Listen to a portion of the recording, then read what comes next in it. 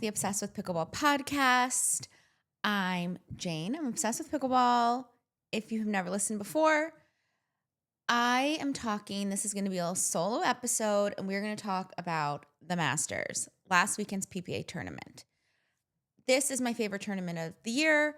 I am so excited for it every year, and I think probably it's because we have a big break for the holidays, so I get a little rest, and then it's here. But I've also attended probably like 4 of the last 5 Masters. Even last year, the LA was on fire, and we just got in the car and drove up there and we should just go to Palm Springs. Why not? So I love the Masters, and I was really looking forward to this tournament this weekend, and it did not disappoint. I had such a fun time. I go to a lot of pickleball tournaments, and most of the tournaments I go to are in Orange County or San Diego because that's just the closest. They have lots of events down there. And I have to say the vibe in Palm Springs is just so much better than the vibe in Orange County or San Diego. I don't know if it's the way the venue was set up, but when you go down to those other places, there's like a real scarcity mindset. Like everyone is like this. I don't know how to describe it, but every time I'm there, I'm kind of like, there's some bad vibes people going on around here. And in the desert, yeah, and in Orange County and San Diego, like people aren't really like talking to each other except the people that they know. Like when you go to the bathroom, everyone's kind of quiet. No one's like chitter chattering. There's not just like a community vibe.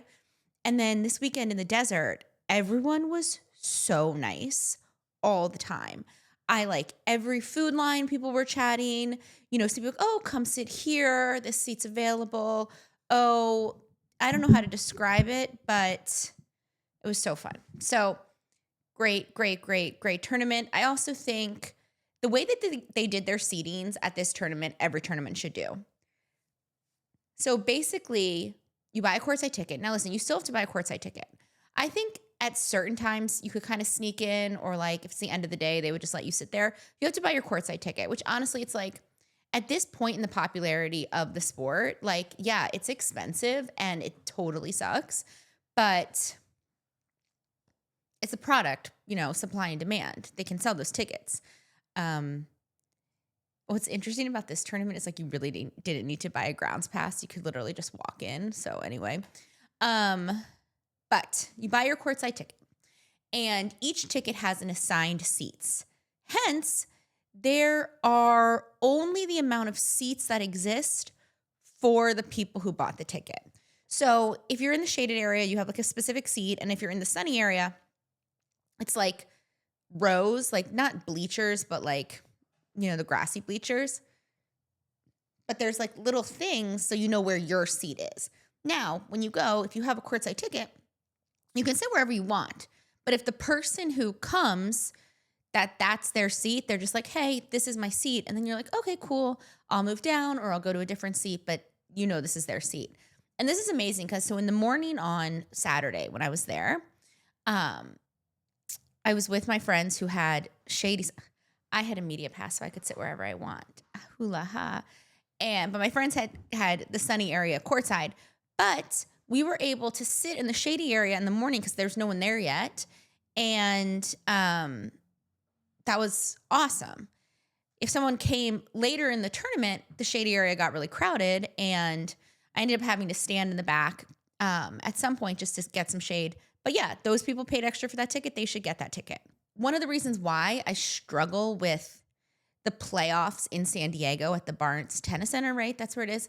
They oversell those seats so much. I was just looking at buying tickets today, and it literally in the when you buy the ticket, it says like seats are first come first serve, like not guaranteed a seat. Why would I pay for courtside if I'm not guaranteed a seat?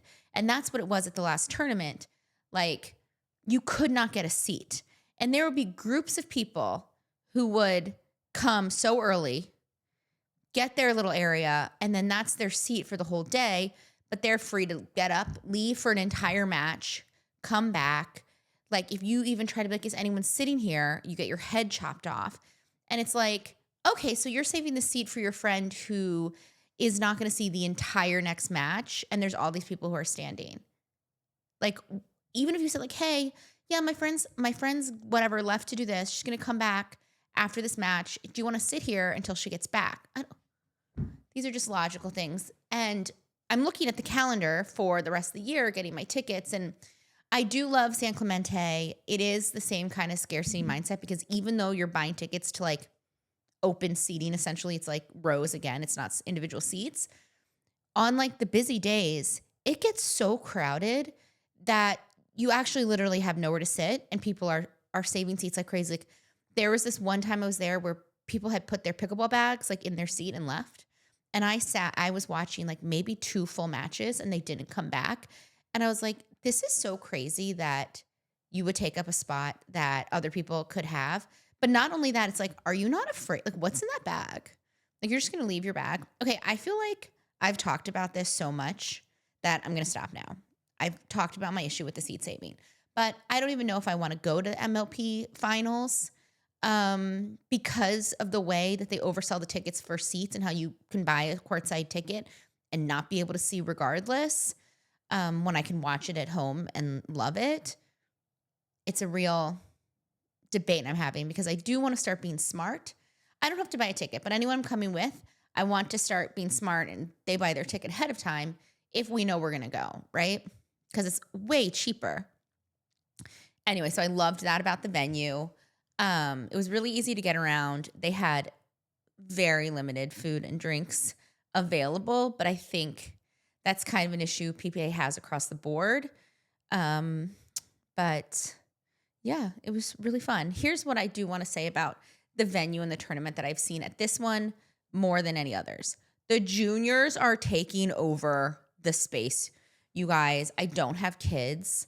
I don't have any plans on having kids. And this tournament like really solidified that for me. There were so many like 10 to 14-year-olds running around like they were at summer camp, like joking around, having fun with each other, but like everywhere. And if you know like tweens that age, like they don't have a lot of spatial awareness. So they're just kind of like walking around like I think it's like Charlie Brown, you know, like the teacher talks and it's like, blah, blah, blah. These kids don't even see the adults, but somehow they all see each other. So the whole time I'm just like dodging. I'm like dodging little kids in their white outfits. But I'm not a hater. I'm happy that they're having fun. I would have loved that as a kid. I used to go to lacrosse tournaments, but it's different because most times you're not playing in the same venue as the adults. So it's so interesting to be there to watch the pros or to watch my friends who are my age and then also just like be having like an entire kids experience. But what I got from this is something that I truly believe that I have been preaching and talking about. The juniors are where it's at. I don't even want to like tell everyone my, brilliant thoughts, but like the juniors is where the money is. And college and juniors are the future of pickleball in a landscape that is kind of, sort of, I don't want to say it's not still growing, but it's maybe growing a little slower. This whole generation is so different. This is going to lead me into something, but I want to add one more thing about the venue. When you're in San Clemente, like the pro matches are here, like kind of when you first walk in and then you have to go down a little path and some stairs to where the amateurs are playing. So it feels really separate. At this tournament, everything was kind of in the same level. And it felt like most of the people there were really there playing. So I had a lot of friends playing in this one, more than I usually do. And it seemed like the amateur vibe and experience was as important and as strong as the pro experience. And that was really cool. Luckily, like I've gone to enough tournaments and go to enough tournaments that it's really fun for me to watch my friends, even though I might miss a really good match. So I had a lot of fun watching my friends this weekend. And it did inspire me to play more pickleball because everyone was there. It was like, oh, are you playing this weekend? Are you playing this weekend? I'm like, no, I'm just watching. Because I genuinely don't play enough to play in a tournament and have fun because I think I would get too tired. Like it was insanely hot and like I just wouldn't feel confident and I would get too nervous. So now that I am in between employment, we'll call it that, I'm in my entrepreneur era, I have a lot more time. So I'm kind of dedicating myself to playing more. Yesterday I played for 2 hours in the morning, and then I did a round robin at night. Okay, you guys, I'm getting off target again, but I have to just plug this product. And if they like want to send me more products, that's great. Holy reached out to me and they're like, hey, we'd love to send you a product. See if you like it. Great. So they're like, pick one. There's like a pregame, hydrate, and like recovery. And I was like, I've never used pre-workout before, but maybe it's what I need to just like up my game. So they sent it to me. So I was like, okay, this is what's going to help me get through this round robin because like I'm so tired. Like I'm not in shape to play twice a day. So I drank it. You guys, oh my God. It works so well. I was buzzing the entire time. I played for like 2.5 hours. The last 30 minutes, my body did not cooperate with my energy level. And I don't think that a little powder packet is going to fix my above back. So that's my age. So, towards the end, I got a little slower, but this powder works amazing. The problem is, as I was driving home from the round robin, it's like 10 p.m. I'm like, wait, I am awake. Like if my back didn't hurt, I could have played for 2 more hours. And it's 10 p.m. I have to go to bed because I have another workout class the next day at 8. You guys, I didn't sleep at all last night. I didn't sleep at all. I don't do drugs that would keep you awake like this. But if I ever did or had, I would expect it felt this way. Didn't sleep the whole night. But anyway, if you need a jolt, I really, really recommend Holy. Like it almost worked too well. I think next time I'll just do a half packet. Anyway, what was I talking about? Yes, amateurs made me really inspired to play more. Now, back to the juniors. Something that I think is so interesting about the juniors is how they're going to change the game and how they're going to come in with a fresh set of skills. I was speaking with someone about how is anyone going to come up and be better than Annalee? These people are coming out of college and like they just can't touch her. And the thing that I realized is maybe the next generation of best players who's going to challenge like Ben, Gabe, Annalee, Annalee isn't going to come from these college players who are coming from tennis, but these juniors are playing pickleball since they're 10 years old. They're winning 4 or 5 tournaments at 12. They don't have these tennis habits that hold you back. They're creating new shots. They're lobbing a lot. They're flicking. They're, redirecting. They're screaming. They're intense. As those kids who are 12 right now winning 4 or 5 tournaments over the next 3 years are going to come in with a kind of second nature that college tennis players can't bring. If you think about other professional sports, basketball, soccer, etc., those people have been playing that sport since they were 5 years old. I'm a big UConn fan. AZ Fudd has this story where she would have her parents tape her right arm like to her body so that she'd be forced to play with her left. She was like literally 8 years old when this happened. So these juniors coming up are going to really change the game. Let's apply this to Annalee Waters, why she's so good. I was watching Caitlin Christian play singles, and Caitlin is top 4 women's singles player. She's so good. But she still does a slice volley at the net. Not like she's at the net and she's like slicing, like when she runs up to counter or, when she's at the net, she's doing this and it's going into the net. And that's a bad tennis habit, right? Like those slices aren't going to work like a block. And that's why a lot of the times she hits it into the net. Guys, I'm not like an expert on tennis shots. I can just see that she hits it a certain way that Annalee doesn't hit it. And Annalee doesn't have those habits that other tennis players have to break. Like she's coming from pickleball like these new people are going to come from. And it's just so different. There are still bad tennis habits that tennis players, it takes them a while to break. Okay, let's talk about Annalee. This is a big weekend for Annalee Waters because she premiered her new Nike and her new Franklin sponsorship. Her Nike outfit was fire. She had the same outfit every day though. I'm like, does Nike not have multiple white outfits? But it was a really cute outfit. I can't wait to see what she's going to wear in the next tournament because it doesn't have to be all white. It's going to be fire. I'm really excited. I did not like most of her Fila outfits. So I'm happy that I think she keeps growing up with her clothes. If you've been watching for a while, Annalie and her mom used to be sponsored by this clothing company that gave them the craziest outfits. All I remember is like one that had like jaguars all over it. I can't remember what it's called. Then she leveled up to Fila, and I was like, okay, this makes more sense. And now she's with Nike. Great. Love it. The Franklin paddle. Now, I said it last time, like, Annalie's going to win. It doesn't matter what paddle she has. She's going to win. And this paddle seemed great. She's clearly still getting used to it a little bit. Like, she triple crowned. It's nothing noticeable, but you can just kind of, like, sense that it's like she's still getting used to it, which makes sense. But one thing I did notice a lot, especially in the women's match on Championship Sunday where Annalie and Anna Bright played the Kawamotos, is that she was not speeding up cross court. She in general just like was not speeding up as much this weekend as she usually does. Now, I do think she was speeding up cross court a little bit too much towards the end of the year and people were kind of getting on it. And I do think the Kawamotos having two forehands in the middle makes that a harder shot.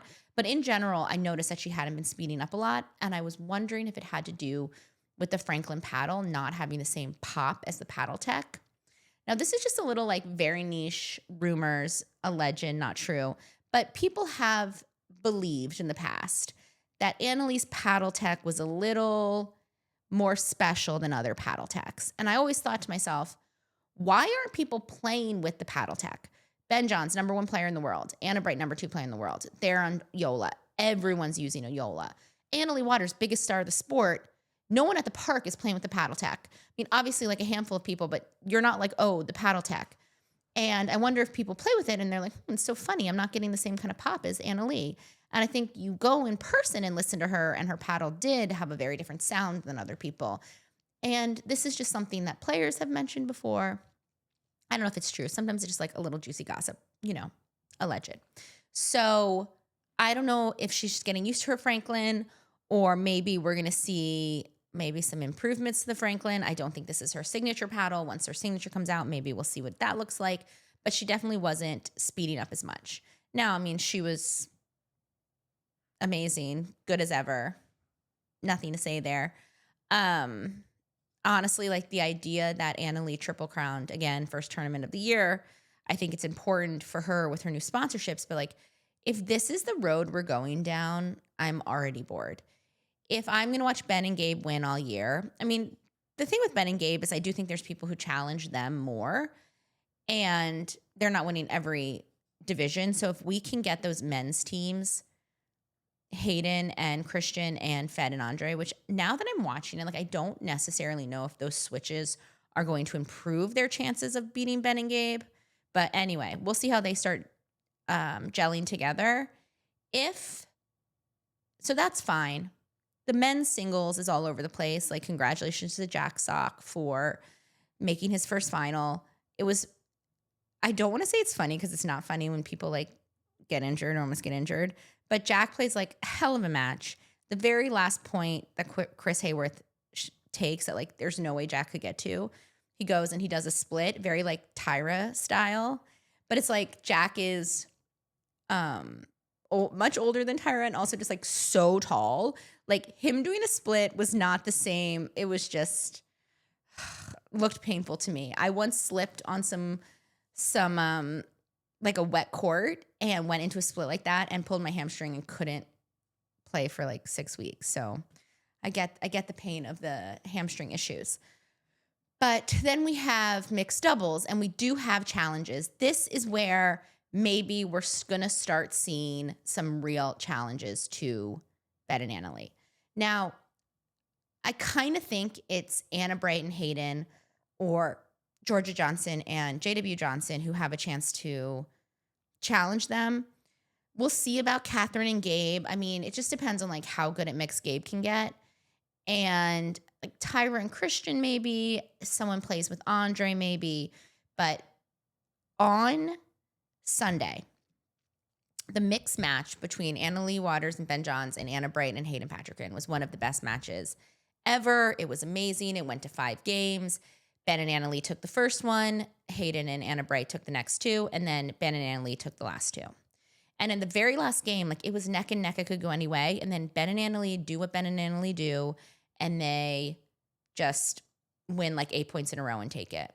Speaking of mixed doubles, I wasn't there yet, but on Thursday, Federica Staksrud and Kate Fahey took on Will Howells and Rachel Rohrbacher. And this was one of the best mixed matches I've ever seen because of the intensity of all the players on the court. So, went to 3. Kate Fahey and Federica Staksrud were kind of behind a lot most of the match.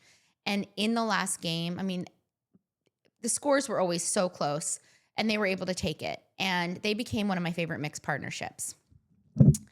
Fed is insane, and Kate is insane, and they feed off of each other's insanity. I had seen both of those players play with other people who were like a little more tame. Like, Fed had played with Catherine a couple of times, and like the energy wasn't the same. Kate and Fed, like, their energy together is crazy.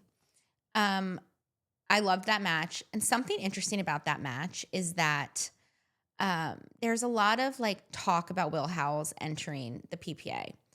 And I was kind of always like, all right, don't be a little cocky before you get there. And the like hype around him, I was just like, I'm not saying, see, I get like stressed about talking badly about the players because I feel bad, but I'm not saying he's not going to be as good as people think he's going to be, or he's not great, but I'm saying this whole thing, like, I'm going to come to the PPA and be the top 10 player. It's like, okay, Fed like basically pickles you in singles. And then you come into this and you get Rachel Rohrbacher as your partner. She plays out of her mind and is keeping you in this and is speeding up cross court like winner after winner after winner. And you guys lose. Close match. You played well. But like, of the 3 people on the court, I thought he played the worst. I thought he was the weakest player on the court.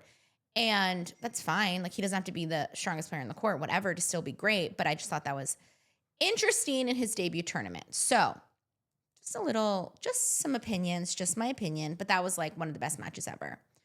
So I'm now Fed and Kate are like my favorite team. I hope they stay together a lot this year and play, and I can cheer for them, and I'm pumped about it. If they can get to a real elite status, I don't know if Fed is a mixed male player that can get it done. But when I was watching Kate and Fed play, I thought to myself, somebody had mentioned it. I can't remember what podcast it is on. Someone was like, who do you think will win all 3 events this year? And someone was like, Annalie Waters. I actually think that Kate Fahey could get a gold medal in all 3 disciplines. Obviously, you have to take out Annalie in these tournaments, but any tournament that she doesn't play in, there's a chance that Kate could medal in all of these categories. She might be the only one who I think could do it. Catherine, in theory, could do it. I don't know if she has another singles gold on her radar, but in terms of people who play singles, I mean, Paris Todd could do it too. So those 3 ladies could do it. But yeah, so I'm into Kate. A little tidbit about tournaments that I want to give people who don't go to a lot a little advice. Watching the bronze medal matches on Grandstand on Championship Sunday is like such a vibe. Everyone's on championship court. It's way more empty, but you get the best teams playing against each other, and you don't have to deal with the crowds. So I highly, highly, highly recommend. Okay, some more info and dirt from the tournament I was there. So Kwang Duong was there. His brother was there. Bao. And I essentially overheard Bao saying something like, oh, I can't really talk about what's going on, but something's going on. So we don't know what's going to happen, but I think Asia is such a huge market for the PPA, and like they need their Ben Johns of Asia, and that's QD. And it makes sense for them to sign him again, to let him go run over everyone at the PPA tournaments in Asia. There's a bunch of them this year. I'm on the website like looking at what tournaments I'm going to go to, and it's just like, should I go to Vietnam? No. can't afford that. Like, but like how iconic. So I think it makes a lot of sense to bring him back.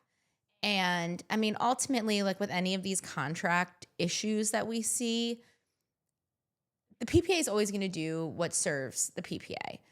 If they need QD, they're going to give him his contract back. If they don't want to lose Paris, she gets, a small punishment when these other three players they don't need that much got to go. So, but I'm excited. I want QD to come back. Any other takeaways from this weekend? Chris Hayworth is a beast. Mixed was good. Oh, the Kawamotos make it to Championship Sunday. I think the Kawamotos are going to make a lot of Championship Sundays, but they had a pretty devastating loss to Annalee Waters-Anna Bright. The first game, they, I think, lost 9-11 or like 10-12 or something. I was watching that one. It was so tense. They just lost it.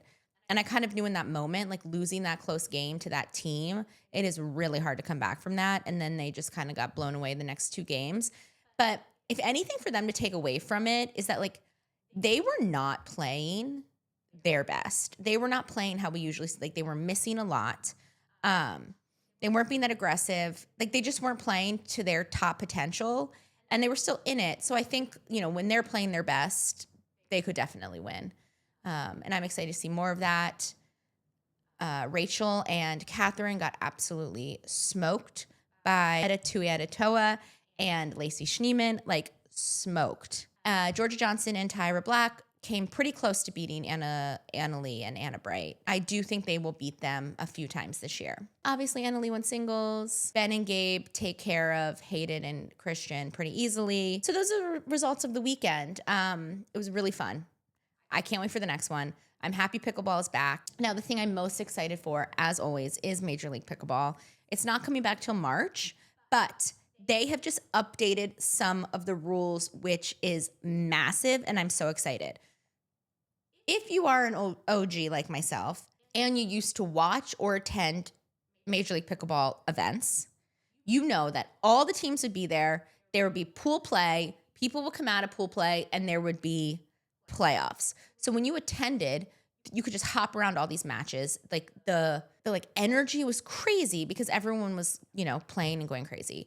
When you're watching it, you're like switching between every game because every game matters. So they're bringing that back. I'm thrilled as somebody who attends Major League Pickleball tournaments. I think I'm going to be going to Columbus and everything that's in San Clemente, obviously. Now, the most interesting thing that I think is going to change things drastically is now players are allowed to play all 6 players in each match. So let's say I have a player who's amazing doubles player, but not that great at singles, a la Jessie Irvin, a la Tina Pisnik. And I want to bring in Liz Trulock. I want to bring in Chris Hayworth. I want to bring in, I'm like, who are really good singles players that might not necessarily be great at doubles? Salome Device. I'm now drafting that person to my team because I know I can sub them in just for singles. And I think we'll see a lot of that. And I think that will help a lot of teams. Like that will help the Ranchers a lot. You go into Dreambreaker and you can sub someone out for Tina who might be your weakest singles player. Amazing. This might actually hurt some other teams because they take advantage of having a good singles team. And so now everyone else is going to have a good singles team. So you don't have that advantage. But I do think a lot of like high level singles players are going to get drafted. So like Roscoe Bellamy just became insanely valuable. Chris Hayworth became insanely valuable. Like teams have to be figuring out, how do I get these people? And now when you have to drop someone, are you prioritizing that? So like this isn't a good example because I don't think that this is what they would do, but like the Shock has to drop someone.